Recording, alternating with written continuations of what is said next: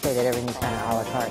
We're back here on the Lynne Hayes-Freeland Show, the Girls of Summer. All right. All right, but it's November, Joyce Megerson. More, what are we talking about here? Oh, that's just the name, the Girls of Summer. This is a baseball team. It's African-American baseball team, and the play was inspired by the league.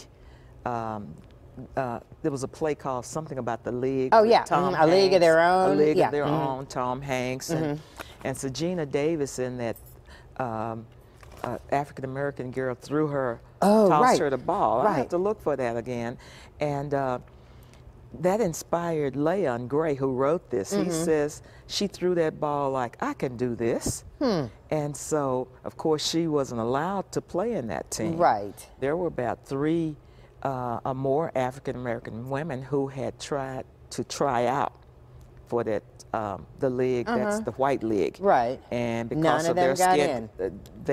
they weren't even given an audition, if you'd call it that. Oh, no kidding. No. And because of their skin color. And so Leon I don't know why said, I'm sitting here like, oh, no kidding. Like I'm so surprised. 1945, Yeah. And so Leon said, okay, let me do some research on this. So he researched and he found that there were African-American women in the Negro League and those that had tried to play in that league. So that kind of got his juices flowing about what it would be like for this team. He called them the Red Diamonds to play against the Peaches, the Rockford Peaches. And so that's what this play is about. It's really intrigue in there too, because some things happened and they're trying to figure out why it happened. I won't say what happened because I want people to come. You want people to come, yeah. But I'm going to tell you this. I mean, just listening to this scenario, the subject is fascinating to me. It is. Because I never really thought about African-American female ball players in the 40s. I hadn't either, and I started to read more about it, trying to see, and then I want to see where Leon takes it, because you know Leon writes plays. He wrote The Black Angels Over Tuskegee. I was just getting ready to say, now Leon is a familiar name to New Horizon Theater. Yes. Yeah. And he wrote Kings of Harlem. Okay. And all of these are inspired by true stories. And so he has intrigue in there, he has history, drama, so you get it all once you see one of his plays. Okay, now and let's I think you probably saw the Kings of Harlem, too. I did, yeah. Okay. Now let's talk about this production. It's at the Kelly Strayhorn Theater, and it opens November 17th, limited time run. It's at Friday and Saturday at 7:30, and Saturday and Sunday matinees at 3 p.m. So wait, that's next weekend. Tickets, that's next weekend. As folks are watching it, that's I always next get weekend, nervous about the audience, because I always want these fantastic performers to have a great audience. So, you know, we're asking groups to come. We have wonderful group rates, and we have individual rates, of course. And they can buy tickets ahead of time. They're on sale right now. Now, is this age appropriate for any age? Would this be a school He told group, me, the or? director and the playwright told me 13 years of age and older. Okay, all right. Could really understand this play.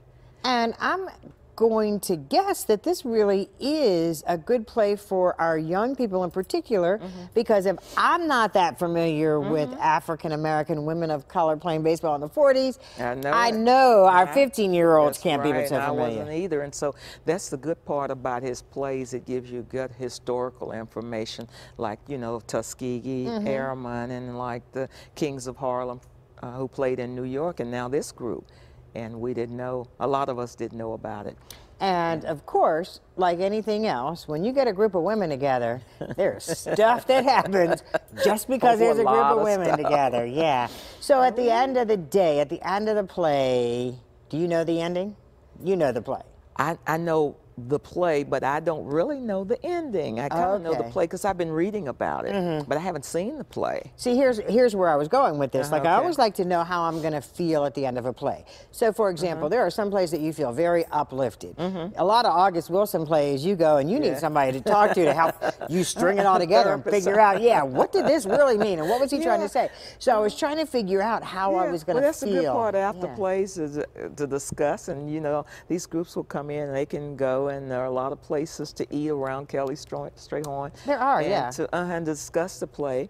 And I think his plays are uplifting, even though it's historical, and even it talks about discrimination and all of that kind of thing that can bring you down. His plays have a really humorous part to them, too. Okay. He can intertwine all of that. So I think you're going to feel good about it once you leave there, just like you did the Kings of Harlem. Absolutely, you left there, and all of these guys that had, they were players that you didn't know about before, and I think that's the way you're going to feel with these girls this summer. Awesome. And I think it's 11 Did we talk about, I was going to say, so there are 11. Now, are they local? Are they, is it a combination? Well, the local people will help out backstage and so forth, but these will be people that he will bring with him because they've done the play before. Okay, all right. So that's good. That's a breath of fresh air for Pittsburgh. Absolutely. Yeah, it is. Now it's it like opens bringing again. New York to Pittsburgh. Right, That's what exactly. I say all Well, the because time. this was off Broadway. Off Broadway, and then you don't have to drive to New York. You can just come out and see us,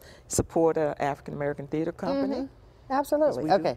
So it opens on the 17th. On the 17th. Give me the times 17th, again. 18th, 19th. So 3 days. Friday, so 3 you days. don't have 2-3 weeks to do this. You got 3 days. That's right. Normally Okay. people, they'll say, oh, New Horizon, we can see it next weekend. You cannot see it next weekend. It's and it's one going to be weekend, so right. good and wonderful, you're going to wish you told everybody about it. So just tell them now, because you've seen the other plays we've had. So your you might as well do it now. Reputation precedes you. That's All right. right. So Friday night. 7:30. Okay. Saturday, 3 p.m. and 7:30.